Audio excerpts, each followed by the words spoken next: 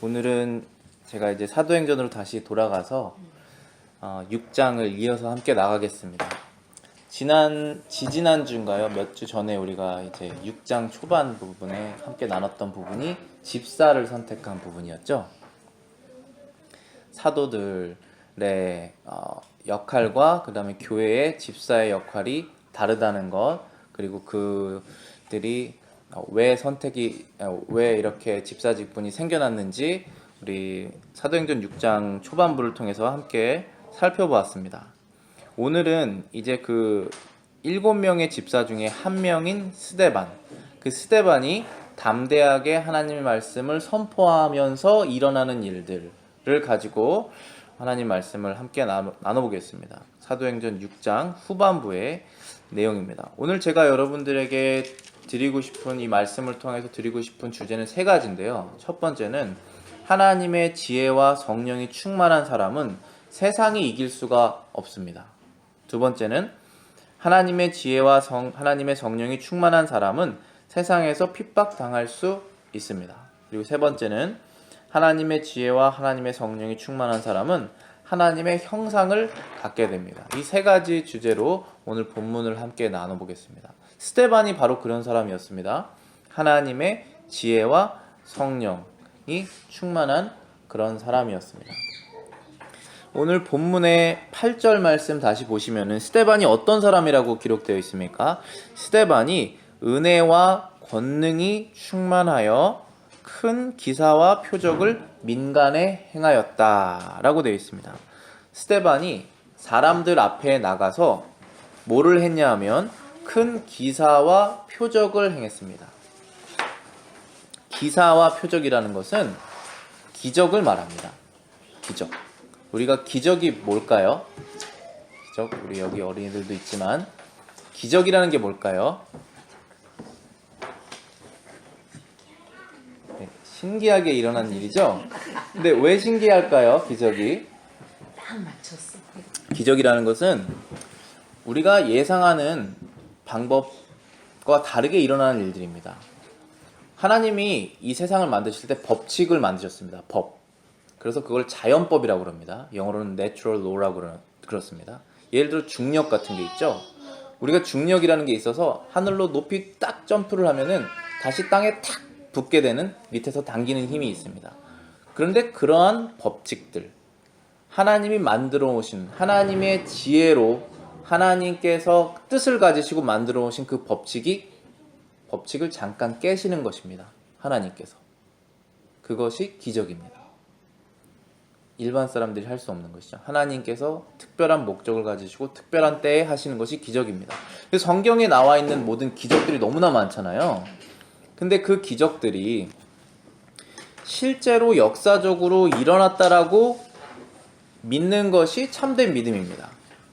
그때는 고대에 있었기 때문에 상징적으로 거짓으로 아니면은 비유적으로 그 기적을 기록했다라고 하는 것은 거짓 믿음이고, 그것이 실제적으로 초월적으로 일어났다는 것이 믿음입니다. 저도 한국에서 공학을 공부했고 과학을 공부했는데 왜 그것을 믿느냐? 그것은 하나님이 말씀하셨기 때문에 믿다라는 것이 맞겠지만, 왜 하나님이 그렇게 하셨느냐까지 우리가 들어간다면은 정답은 이것입니다. 하나님께서 원하셔서 하신 것입니다. 하나님이 원하시는 것은 항상 좋습니다.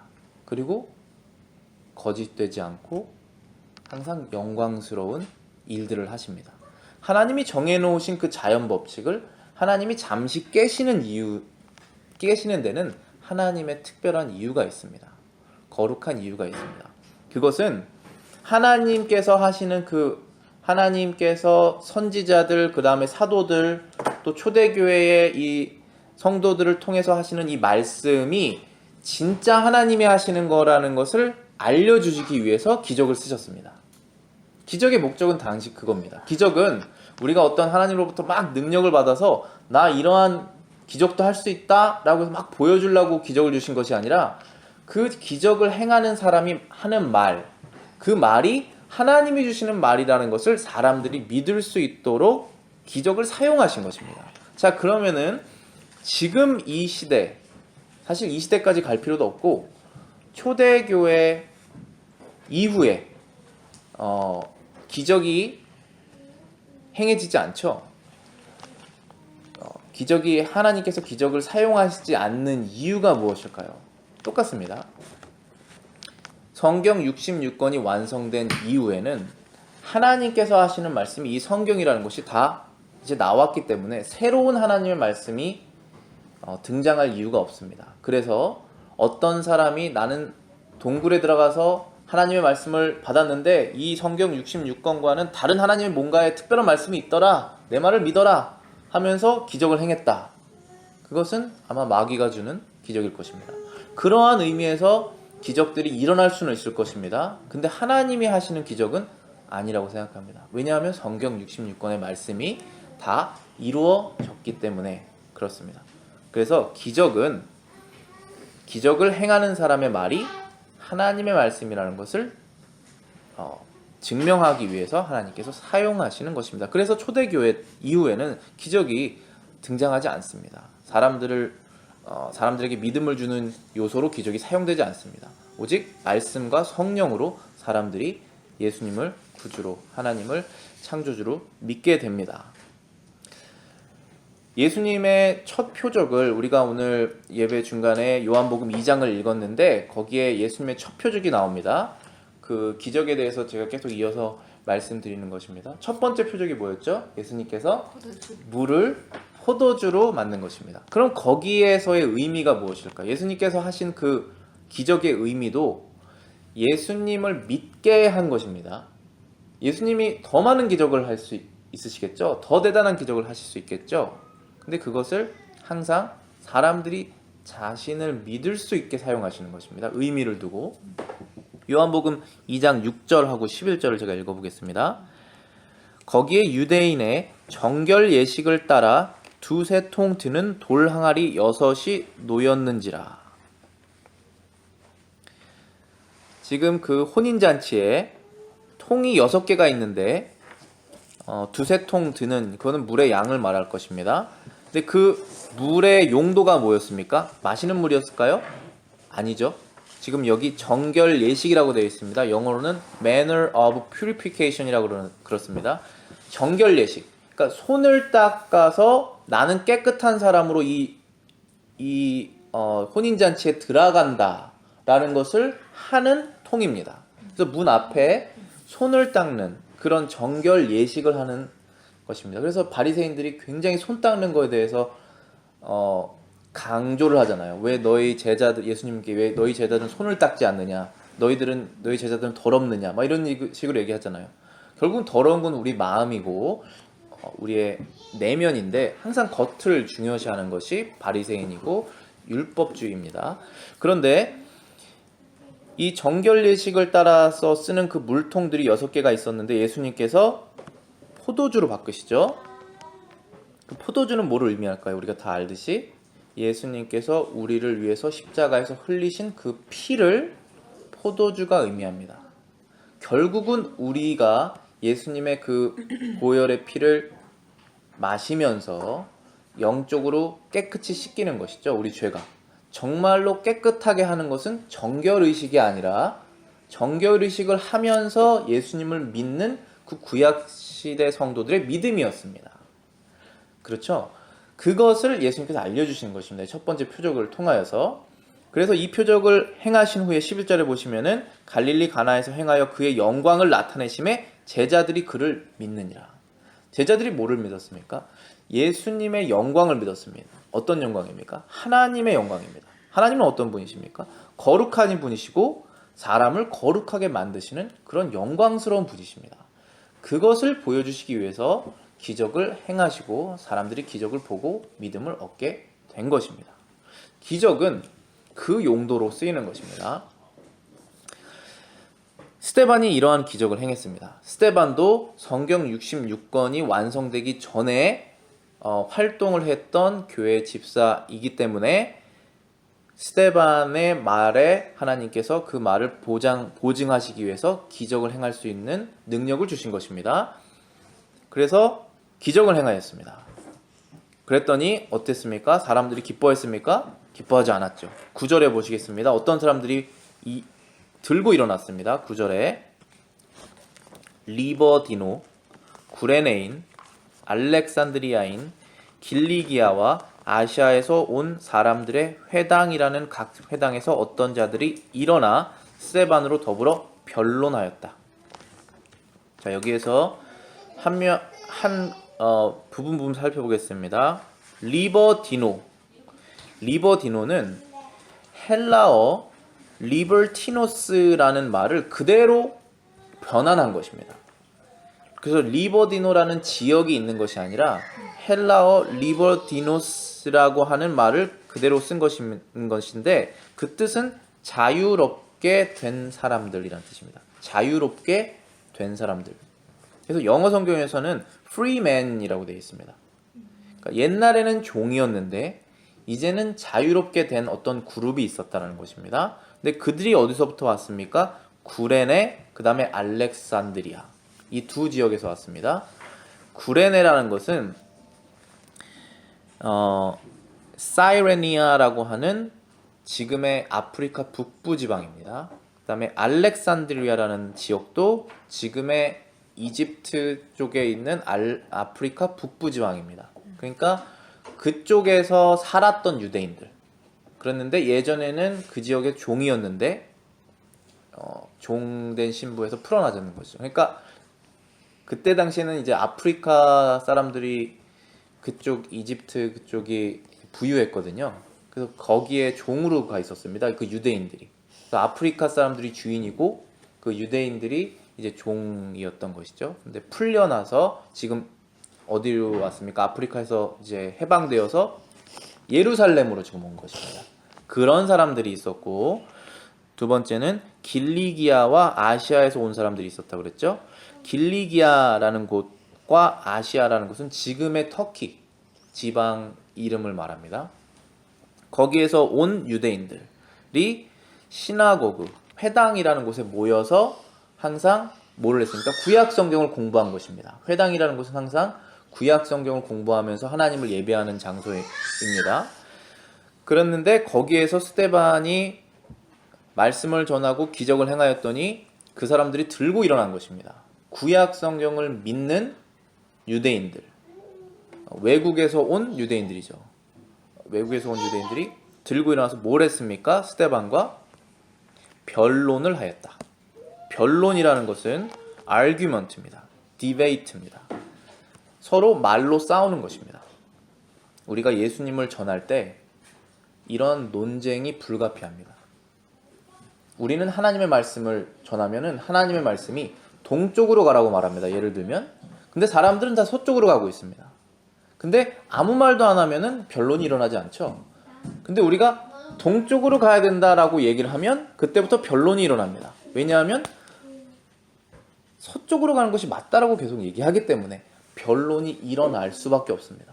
그래서 우리는 변론을 피하고자 거룩한 우리의 행동으로 빛이 되어서 사람들을 동쪽으로 이끌 수 있겠지라고 하는 생각을 가질 때가 있습니다. 근데 그렇게 되지 않습니다. 항상 복음은 말입니다. 말을 해야 변론도 일어나고 핍박도 일어나고 성령님께서 그 하나님의 말씀으로 일하시는 것입니다.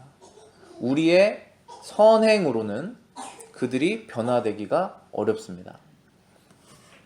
물론 선행을 하나님께 사용하시지만 반드시 복음이 들어가야 됩니다. 그래서 이 변론이 시작되었는데 10절 말씀에 스데반이 지혜와 성령으로 말함을 저희가 능히 당치 못하였다. 우리가 변론을 할 때 말싸움이 아닙니다. 이 변론이라는 것은 내가 저 사람을 이기기 위해서 말하는 것이 아니죠. 이긴다는 것이 영어 표현으로는 win이라고 하는데 영어로 우리가 win over their soul 이런 표현을 쓸 때가 있습니다. 그들의 영혼을 이기기 원한다라고 우리가 기도할 수 있습니다. 그 뜻은 하나님을 거부해서 인본주의적으로 가는 그 영혼을 내가 하나님의 말씀으로 하나님께로 돌리는, 그래서 그 영혼을 내가 건지기를 원하는 그 싸움을 하는 것이지, 나는 맞고 너는 틀리다라는 것을 알려주기 위해서, 그래서 우리가 높아지기 위해서 그런 싸움을 하는 것이 아니지 않습니까? 그래서 이 스데반이 지금 그들과 변론을 했는데 그들이 스데반을 못 이긴 이유는 바로 이것입니다. 지혜와 성령으로 했기 때문에 그렇습니다. 만약에 우리가 복음을 들고 나가는데, 복음이라는 것은 예수님을 믿는 것을 포함해서 모든 하나님의 말씀입니다. 근데 하나님의 말씀은 이렇다라는 것을 세상 사람들한테 들고 나갔을 때 하나님이 주시는 지혜가 없고 하나님이 주시는 성령이 없는 상태에서 그들과 변론을 했을 때 우리는 질 것입니다. 그들의 영혼을 이길 수가 없습니다. 그런데 하나님이 주시는 생각, 그리고 성령으로 가득 차 있는 상태로 그들에게 나갔을 때 그들이 이기지 못하는 것입니다. 지금 10절 말씀을 직역을 하면 이렇게 됩니다. 스데반은 지혜와 영으로 말했고 그들은 스데반의 지혜와 영에 저항할 수 없었다라는 것이 원문 그대로 해석하면 그렇게 됩니다. 사도행전 6장 3절 5절에 집사를 뽑을 때 그러한 기준이 있었죠. 형제들아 너희 가운데서 성령과 지혜가 충만하여 칭찬받는 사람 7을 택하여라 라고 해서 성령과 지혜가 충만한 사람을 택했습니다. 그리고 5절 말씀에 온 무리가 이 말을 기뻐하여 믿음과 성령이 충만한 사람 스데반과 또 빌립과 그 다음에 7명 사람들을 뽑아서 택하였다라고 되어 있습니다. 근데 제가 이 3절하고 5절을 비교를 하면서 재밌는 걸 발견했는데 3절에서는 성령과 지혜가 충만한 7명의 집사를 뽑아라 라고 말했고 5절에서는 사람들이 기뻐하여서 믿음과 성령이 충만한 사람을 뽑았습니다. 그러면은 사도들은 성령 지혜 충만한 사람 뽑으라고 그랬는데 예수님의 제자들이 신도들이 믿음 성령 충만한 사람 뽑았으면 두 개가 다른 기준입니까? 같은 기준이라는 것이죠. 둘 다 성령이라는 말은 동일하게 있는데 3절에서는 지혜, 5절에서는 믿음이라고 말했습니다. 이 말의 의미는 제 생각에는 지혜랑 믿음하고는 같은 것입니다. 지혜와 믿음은. 왜 같은 것이냐? 지혜는 하나님의 말씀을 믿는 데서부터 나옵니다. 지혜는 내 생각과 하나님의 말씀이 생각이 달랐을 때 하나님의 말씀을 선택하는 것으로부터 지혜가 생깁니다. 거기서부터 시작입니다. 이 지혜라는 것이. 일반 사람들이 생각했을 때 참 지혜로운 현자다 말했을 때 하나님 말씀 믿는 믿음이 없는 사람이라면 완전히 지혜가 없는 것입니다. 아예 지혜가 없는 상태입니다. 그래서 요한 1서 5장 4절 6절에 스데반이 이들을 이긴 이유가 나옵니다. 무릇 하나님께로부터 난 자마다 세상을 이기느니라. 세상을 이기는 승리는 이것이니 우리의 믿음이니라. 예수께서 하나님의 아들이심을 믿는 자가 아니면 세상을 이기는 자가 누구냐? 누가 세상을 이길 수 있다고 했습니까? 예수님을 하나님의 아들이심을 믿는 그 사람이 세상을 이긴다는 것입니다. 세상이 가지고 있는 그 지혜보다 더 많은 지식을 갖고 있어서 세상을 이긴다는 것이 아니라 하나님이 주시는 그 말씀을 믿는 사람이 세상을 이긴다는 말씀하시는 것입니다. 그래서 잠언 9장 10절에서도 이렇게 말씀하십니다. 여호와를 경외하는 것이 지혜의 근본이요 거룩하신 자를 아는 것이 명철이니라. 지혜의 시작이 어디서부터 시작되느냐 하면은 하나님을 경외하는 것으로부터 시작되는 것입니다. 거룩하신 하나님을 아는 것이 사람의 명철이라는 것입니다. 스데반은 성령이 충만하여져서 이 믿음이 생겼습니다. 예수님이 바로 하나님의 아들이시고 예수님의 영이 말씀하신 그 선지자들의 구약 성경 그리고 이 사도들의 말씀 예수님께서 직접 하신 이 말씀이 진리이구나 라는 믿음을 탁 얻게 되는 순간 세상 사람들과 얘기했을 때 세상 사람들을 이길 수가 있는 것입니다. 스데반이 그들보다 지식의 수준이 높았다 그 얘기를 하는 것이 아닙니다. 그래서 스데반은 지혜와 성령이 충만했고 그래서 세상을 이길 수가 있게 된 것입니다. 두 번째 주제는 하나님의 지혜와 하나님의 성령이 충만한 사람은 그럼에도 불구하고 세상에서 핍박을 당할 수 있다라는 것입니다. 14절부터 11절부터 14절입니다. 먼저 11절 보시겠습니다. 사람들을 가르쳐 말시키되 이 사람이 모세와 및 하나님을 모독하는 말하는 것을 우리가 들었노라 하게 하고. 자, 이제 여기서부터는 뭐가 나오는 거냐면은 스데반을 이길 수가 있었습니까? 없었습니까? 사람들이, 세상 사람들이 이길 수가 없었죠. 근데 세상 사람들이 스데반을 이기고 싶었을까요? 이기고 싶지 않았을까요? 이기고 싶었죠. 그럼 이길 수가 없는 상대를 어떻게 하면 이길 수 있을까요? 여기 본문에서는 네 가지를 합니다. 첫 번째는 계략, 두 번째는 선동, 세 번째는 거짓, 네 번째는 왜곡. 이 네 가지를 합니다. 사람들이.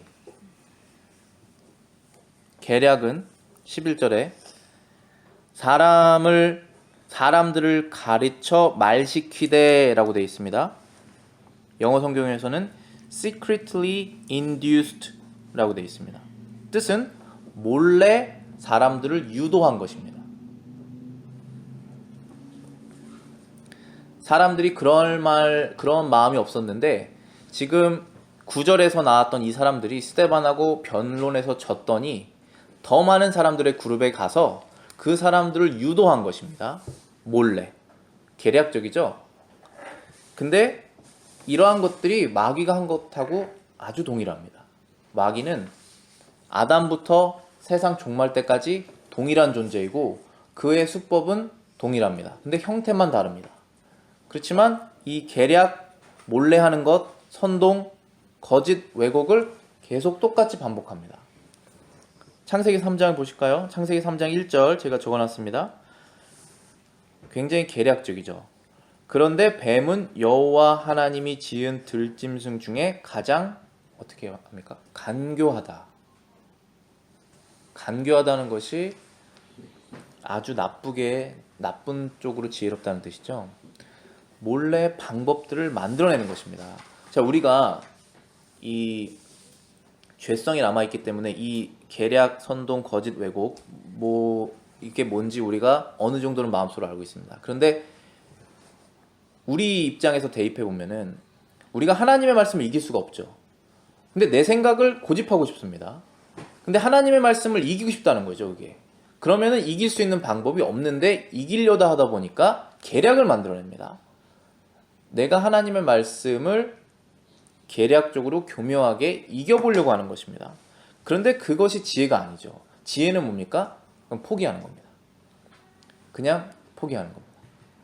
그리고 하나님의 말씀을 받아들이는 것입니다. 근데 그건 누가 할 수 있습니까? 성령 받은 사람만 할 수 있습니다. 그 안에 성령이 우리를 설득하여서 옳은 길로 인도하시는 것이 있어야 가능하다는 것입니다. 두 번째, 그래서 12절을 보시면은 이제 선동을 하게 됩니다. 11절 마지막 부분 제가 읽고 넘어갈게요. 이제 사람들에게 몰래 뭐라고 시켰냐면 이 사람이 스데반이 모세와 및 하나님을 모독하는 말 하는 것을 우리가 들었노라 라고 말해라 라고 그런 겁니다. 듣지 않았습니다. 근데 들었다고 말하라고 시킨 것입니다. 12절에 백성과 장로와 서기관들을 충동시켜 와서 잡아가지고 공회에 이르렀다.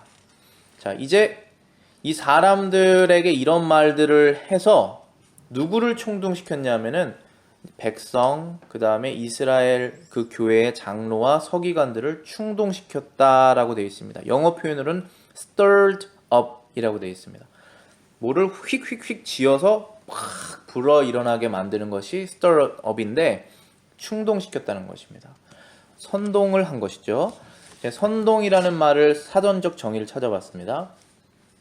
부정적인 정보 조작을 통해 개인 또는 집단을 특정 단체가 원하는 일이나 행동에 나서도록 하는 행위.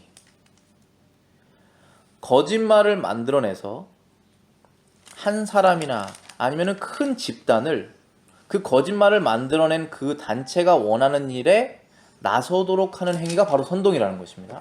근데 마귀의 계략이 항상 이것을 합니다. 그래 마귀가 한 거 보실까요? 창세기 3장 1절에 뱀이 여자에게 물어 이르되 하나님이 참으로 너희에게 동산 모든 나무 열매를 먹지 말라 하시더냐 이렇게 말했죠. 하나님께서 아담과 하와에게 뭐라고 말씀하셨습니까? 동산 나무의 실과 전체를 다 먹으라고 말씀하셨죠. 하나 빼고. 자, 그럼 그 나무가 예를 들어서 1000가지 나무가 있다고 치면 그 중에 하나만 먹지 말라고 하신 것입니다. 얼마나 은혜로우신 하나님이십니까? 수많은 나무들의 열매를 뭐 언제든지 원하는 대로 먹을 수 있게 하나님께서 제공하셨습니다. 그러면은 얼마나 감사한 내용입니까? 근데 선동은 불만을 일으킵니다. 한 사람의 마음속에 뭐라고 그랬습니까? 너희에게 이 동산 나무 전체를 먹지 말라고 했느냐? 라고 말합니다. 그러면서 불만이 일어나게 합니다. 왜 내가 먹지 못하는 것이 있지? 그러면서 감사한 마음은 사라지고 불만이 싹트게 됩니다. 그 한 가지 때문에. 그것이 바로 선동이라고 볼 수 있죠. 13절 보시겠습니다. 12절에 그래서 충동시켜서 사람들을 충동시켜서 결국은 스데반을 잡아왔습니다. 스데반을 잡아온 것이 선동이라 말할 수 있고 이제 13절에 거짓이 나옵니다. 거짓 증인들을 세우니 가로되 이 사람이 거룩한 것과 율법을 거스려 말하기를 마지 아니하는 도다. 이렇게 거짓말을 하게 됩니다. 거룩한 곳 어디냐면은 이제 예루살렘에 있는 성전을 말합니다. 성전이 거룩하다라고 생각한 것입니다. 지금 이 유대인들이. 근데 성전은 하나님께서 거룩하게 만드셨기 때문에 거룩한 거죠. 성전이 하나님께서 정해놓으신 법칙을 이탈해버리면 거룩한 장소가 되지 않습니다. 그런데 그 하나님께서 만들어놓으신 그 성전 건물이 거룩하다고 계속 얘기하는 겁니다. 지금 이 사람들이. 거룩한 곳과 율법을 거스려 말하는 것을 마지 않더라 라고 이제 거짓말을 지어내게 됩니다. 그래서 마귀가 한 창세기 3장 4절의 거짓말을 보면 뱀이 여자에게 이르되 너희가 결코 죽지 아니하리라. 죽는다고 말했습니다. 근데 죽지 않는다고 말했습니다. 이제 명백한 거짓을 만들어냅니다. 그래서 그걸 믿게 합니다. 14절 보시겠습니다. 그 다음에 한 것은 이제 왜곡입니다. 왜곡이라는 것은 사실과 틀리게 그릇 해석하는 것을 왜곡이라고 하죠. 14절에는 그의 말에 이 나사렛 예수가 이것을 헐고 또 모세가 우리에게 전하여 준 이 규례를 고치겠다 함을 우리가 들었다라고 이제 거짓말을 하게 됩니다. 그러니까 그들이 지금 들은 것은 있는데 그것을 꽈서 얘기한 것입니다. 스데반은 절대로 이렇게 말하지 않았습니다. 그런데 이러한 말을 비슷하게는 했을 것입니다. 그런데 그것을 왜곡한 것이죠. 지금 뭐라는 것을 들었냐면은 나사렛 예수가 이곳을 헐고 또 모세가 우리에게 전하여 준 규례를 고치겠다. 이 두 가지 얘기를 한 것입니다. 스데반이 얘기를 하기를 내가 듣기를 뭐라고 이제 왜곡을 시작하냐면은 예수님께서 성전이라고 그들이 거룩하다고 생각하는 이 성전 건물을 다 부시고 없애뜨릴 것이다. 첫 번째 왜곡입니다. 사실에 대한 왜곡. 두 번째는 모세가 우리에게 전하여 준 하나님의 율법이 있는데 그것을 다 고쳐버리겠다. 뜯어 고치겠다. 두 번째 왜곡입니다. 그런데 이러한 비슷한 말을 예수님께서 하셨습니다. 그리고 그것을 스데반이 성령에 감동하여 믿음으로 전한 것입니다. 그것이 어떤 것인지 좀 후에 설명해 드리겠습니다. 그럼 마귀는 어떻게 왜곡했습니까? 창세기 3장 5절입니다. 너희가 그것을 먹는 날에는 너희 눈이 밝아져 하나님과 같이 되어 선악을 알 줄을 하나님이 아심이라. 이 문장에는 진실도 있고 거짓이 대부분이지만 진실한 부분이 있습니다. 부분. 헷갈리게 만드는 것입니다. 눈이 밝아져. 그런 부분이 있죠. 그리고 먹는 날엔 어떤 변화가 생긴다는 거. 그런 것도 있죠. 근데 하나님과 같이 되어 된다는 것, 그 다음에 선악을 그제서야 분별할 수 있게 된다는 것, 다 왜곡입니다. 아담과 하와가 선악을 분별할 수 없었을까요? 그 전에? 선악과를 먹기 전에? 악이 뭘까요? 하나님이 하지 말라는 걸 하나님이 하지 말라는 걸 하는 게 악이잖아요. 그럼 아담과 하와가 악을 알았을까요? 당연히 알았죠. 하나님께서 하지 말아라고 말하는 순간 악이 생기는 것입니다. 악을 알게 되는 것입니다. 악에 대한 지식. 그래서 선악과라는 것이 원래는 원문에서는 선악을 알게 하는 나무의 실과라고 그러지 않습니까? 그 실과를 먹으면 선악을 알게 되는 것입니까? 그렇지 않죠? 그 실과를 맺는 그 나무를 보는 순간 선악을 아는 것입니다. 하나님의 말씀을 지키면 선, 어기면 악이라는 것을 어떻게 압니까? 율법이 있어야 알지 않습니까? 선악과가 바로 그 율법입니다. 그것을 보고 선악을 알게 됩니다. 그런데 지금 마귀는 그것을 먹을 때 너희들이 참으로 선과 악을 알게 된다고 그러죠? 이러한 인본주의적인 가르침이 세상에 얼마나 꽉 차 있습니까? 이미 우리는 하나님의 말씀 속에서 무엇이 선이고 무엇이 선이 악인지 다 압니다. 그걸 그대로 아이들에게 가르치고 교회에 가르치면 되는데 수많은 철학들을 갖고 와서 지금까지는 몰랐으니 이제는 선을 알자라고 말하는 것이 왜곡이라는 것입니다. 이거를 우리가 이겨내야 진정으로 우리가 자유로운 믿음을, 소망을 얻을 수가 있는 것입니다. 그리고 정말 거룩한 자녀, 교회, 나라를 다음 세대에 물려줄 수가 있는 것입니다. 자, 그러면 본래 진실은 어땠습니까? 이들이 계략, 선동, 거짓, 왜곡을 했었던 그 진리는 무엇이었냐 하면 두 가지를 살펴보겠습니다. 첫 번째는 모세의 율법을 예수님께서 어떻게 말씀하셨는지, 예수님께서 진짜 그거를 다 바꾸겠다고 하셨는지 살펴보겠습니다. 마태복음 5장 17절 18절입니다. 내가 율법이나 선지자를 폐하려 온 줄로 생각하지 말라. 폐하려 온 것이 아니다. 완전하게 하려 함이니라. 말씀하셨죠? 전혀 바꾸시지 않을 것입니다. 오히려 그 범위를 넓히실 것입니다. 더 드러나게. 진실로 너희에게 이르노니 천지가 없어지기 전에는 율법의 1.1획도 결코 없어지지 아니할 것이다.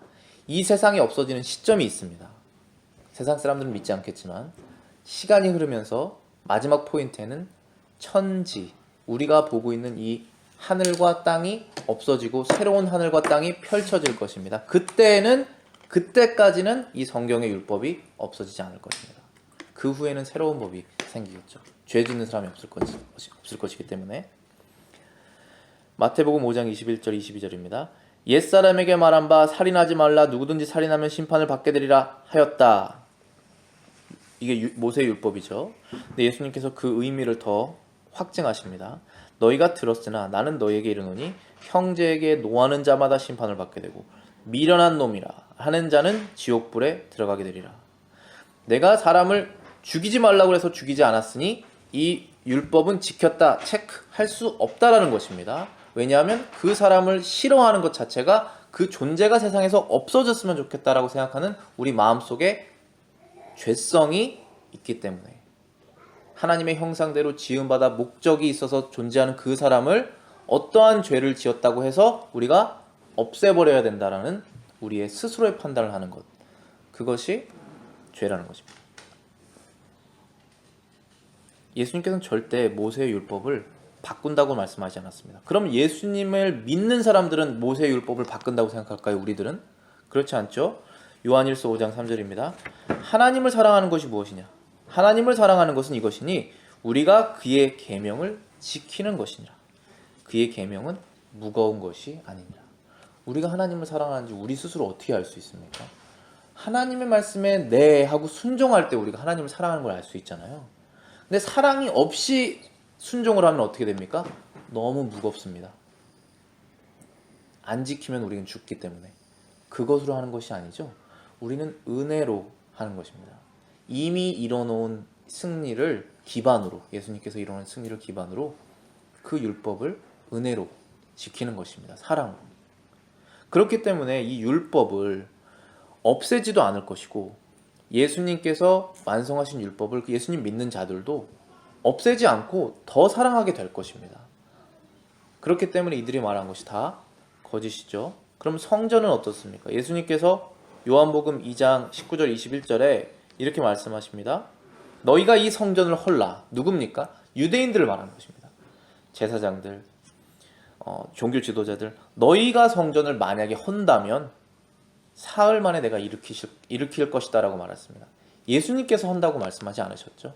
근데 지금 오늘 본문에서는 14절에 나사렛 예수가 이곳을 헐고 라고 말했습니다. 그러니까 진실을 기반한 왜곡을 하는 것이죠. 그래서 성전을 헐라 사흘 동안에 일으키리라. 근데 예수님께서 심지어 이 말씀은 비유적으로 말씀하신 것이죠. 비록 그 성전이 AD 70년에 무너졌지만 예수님께서는 비유적으로 말씀하시는 겁니다. 성전을 자기의 육체로 비유해서 유대인들이 이르되 이 성전은 46년 동안 지었거늘 내가 3일 동안에 일으키겠느냐 하더라. 그러나 예수는 성전된 자기 육체를 가리켜 말씀하신 것이니라. 그리고 제자들이 이 말씀을 나중에 예수님이 부활하신 다음에 무슨 말씀인지 알아서 이해가 되었더라라고 하는 부분이 이제 그 다음 성경 구절에 나옵니다. 그러니까 모세의 율법도 그대로 가고 성전도 예수님이 무너뜨리지 않으실 것인데 이들은 다 꼬아서 얘기한 거죠. 그 왜곡된 사실을 가지고 스데반을 죄인으로 만들어버렸습니다. 그래서 이제 공회, 법정이에요. 얼마나 무섭습니까? 우리가 법정에 가면 거기에 데리고 간 것입니다. 스데반을. 마지막에는 이제 순교해서 죽게 되지만 스데반이 잡혀갔습니다. 세 번째 주제는 하나님의 지혜와 하나님의 성령이 충만한 사람은 하나님의 형상을 갖게 된다라는 것입니다. 15절에 이렇게 말씀하십니다. 공회 중에 앉은 사람들이 다 스데반을 주목하여 보니 그 얼굴이 천사의 얼굴과 같더라. 지금 스데반은 제가 지금 이렇게 짧게 묵상한 이 내용을 다 훨씬 더 많이 알았겠죠. 거짓, 선동, 계략, 왜곡을 자기가 당하고 있다는 것을 스데반이 누구보다 잘 알았겠죠. 근데 스데반은 지금 어떠한 표정을 하고 있습니까? 천사와 같은 얼굴을 하고 있었다라고 기록되어 있습니다. 15절에 보시면 다 스데반을 주목하여 보니라고 했습니다. 영어 성경에서는 looking steadfastly 무슨 뜻이냐면은 계속적으로 관찰했다는 뜻입니다. 스데반의 얼굴 변화를 계속적으로 looking steadfastly 계속적으로 보았다라는 것입니다. 그렇게 보았더니 스데반의 얼굴이 계속적으로 천사의 얼굴과 같았다라는 것입니다. 요동하지 않는 것입니다. 변하지 않는 것입니다. 어떠한 것이 있습니까? 스데반 안에는 거룩한 하나님의 형상이 있는 것입니다. 하나님의 지혜와 하나님의 성령이 충만했기 때문에 그런 것입니다. 하나님의 지혜로 스데반은 모든 것을 알게 되었습니다. 그리고 하나님의 성령으로 그 부당한 세상을 이길 수가 있었습니다. 스데반 안에 지금 생겨난 것은 성령의 열매입니다. 거룩한 성령의 열매. 사랑과 기쁨과 화평과 오래 참음과 자비와 양선과 충성과 온유와 절제. 이것이 생김으로 스데반은 거룩한 하나님의 형상을 요동치지 않고 가질 수가 있던 것입니다. 지금 우리는 2020년 4월의 시대를 살고 있는데 대한민국에 태어나서 미국이라는 나라에 말하자면 세계에서 가장 기독교가 탄탄했던 지금까지는 탄탄한 그런 나라에서 특별한 어려움 없이 신앙을 지켜면서 신앙생활을 영위하면서 살았습니다. 그런데 앞으로 우리도 이러한 스데반의 위치에 서게 되지 않을 거란 보장이 없고 그리고 나만 이 스데반의 위치에 안 섰으니 괜찮다라고 생각할 수도 없는 것 아니겠습니까? 그리고 또 우리의 그 개인적인 삶들을 살펴다 보면은 우리도 비록 이 정도는 아니지만 여러 가지 부딪히는 변론을 할 수 있는 기회와 또 억울함을 당할 수 있는 그런 상황들이 성령 안에서 우리가 얻게 되는 경우가 있습니다. 그때 우리는 해야 될 것이 바로 이것입니다. 하나님의 지혜를 구해서 그의 뜻대로 행동을 하고, 그의 뜻대로 행동할 수 우리가 스스로 없으니 하나님의 성령의 도움을 받아서 그의 뜻을 행하는 것입니다. 그때 우리는 이 스데반과 같이 천사와 같은 얼굴을 말하자면 가질 수가 있게 되고, 그리고 우리의 그 모습이 드러나게 될 것입니다. 그러한 복된 삶을 사시는 저와 여러분들 되시기를 바라겠습니다.